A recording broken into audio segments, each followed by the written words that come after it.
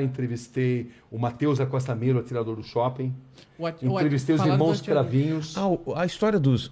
Entrevistei os canibais de Garanhuns. Isso que eu ia falar. Grandes crimes. Essa história é tão bizarra. Deixa É eu bizarra. passou. Essa história dos canibais eu tava vendo a sua entrevista. Era uma seita, né? Onde ele manipulava Como as chamava a mulheres. seita? Era...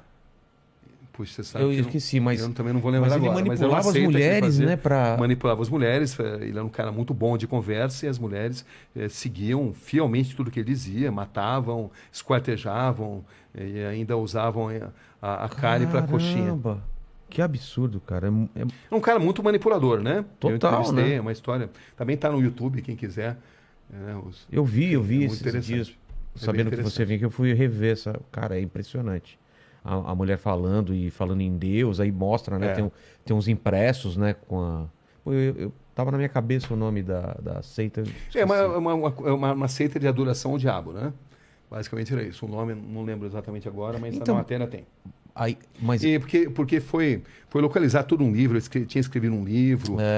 Porque é o seguinte, ele escreveu um livro que se recusaram a publicar. E ele, na verdade, ele escreveu num livro que depois ele iria realizar. Entendi. Essas mortes, elas copiaram algo que ele escreveu nesse livro. Entendi. E o livro era a Bíblia, não, Bíblia seria péssimo, né? Mas seria o manual dessas atrocidades que foram cometidas depois. Quase profecias, né? É. E eu lembro que você deu uma entortada na mulher lá, porque você coloca ela numa situação, e se fizessem isso com a sua mãe, né?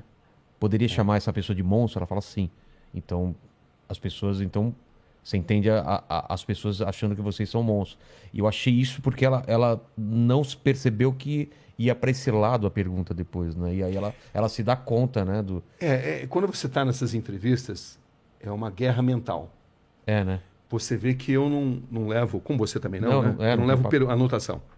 Porque você não pode perder o olho no olho. Exato. Entendeu? Porque o body language, né? A linguagem corporal. As grandes perguntas, elas nascem de respostas incompletas. Onde você, às vezes, muda Ou de totalmente... silêncios, né? Silêncio, pausas. Você muda totalmente o encaminhamento da entrevista mediante algo que foi contado. Mas para isso você precisa estar muito atento. E você não pode perder, você não pode baixar os olhos. Senão você perde o contato com a pessoa. Então, é assim que você consegue extrair, né? Eu lembro, por exemplo, quando entrevistei o Matheus Acosta Melo, o atirador do shopping, né? Uma frase dele que me impressionou muito. Aquele do filme, que ele entrou no o meio do do filme. Isso, que ele assistiu o filme Clube da Luta. E depois... Saiu atirando mesmo. Exatamente, saiu atirando. E ele dizia, o que ficou na sua mente? Ele falou, ficou na minha mente claramente o cheiro de sangue e pipoca. Caramba. Você vê, ele relacionava sangue e pipoca na mente dele e nunca se arrependeu do que fez. Essa é a verdade. Psicopata não se arrepende. Porque ele pode até falar que se arrepende porque eles são inteligentes, são frios e notam que precisam falar muitas vezes o que as pessoas esperam ouvir. Entendi. Mas psicopatas não têm cura. Caramba. O Vulkslock 22, olá Inteligência Cabrini, gostaria de saber, existe uma enorme romantização da criminalidade do perfil das pessoas que cometem crime, mas na experiência, qual a sensação e lição que tira de toda essa experiência com eles? Existe algo a ser aprendido com a mente dessas pessoas. Traumas de infância, ou não. Sempre tem um gatilho ou não? Às vezes sim, às vezes não. Não é exatamente automático. Muitos usam isso como algo para justificar o que fizeram, entendeu? Como um trauma da infância, né? Então você precisa penetrar muito nessa mente, e penetrar na mente de um psicopata é tarefa complicada, mas boa parte deles padece do bichinho, do viriatismo, da vaidade, e é quando você consegue extrair muita coisa. E eles gostam também de submeter a capacidade deles de manipular a sua capacidade de perguntar. Então, eles estão sempre tentando te manipular a perguntar o que eles querem responder. Com certeza, com certeza. É um jogo mental violento, onde você precisa ter o máximo de concentração. Senão você faz exatamente o que eles querem, né? Senão você faz, senão você não surpreende. E eu costumo usar muitas vezes a tática de repetir determinadas perguntas em situações diferentes para extrair respostas diferentes. Entendi. Por um deslize emocional. Até mesmo psicopatas podem ter deslizes emocionais, embora eles tenham tanta dificuldade de se relacionar com emoções. Entendi. Entendeu? Então, você vai aprendendo, né? Você vai aprendendo e você vai lendo nas pessoas, no olhar das pessoas, os gestos que elas fazem.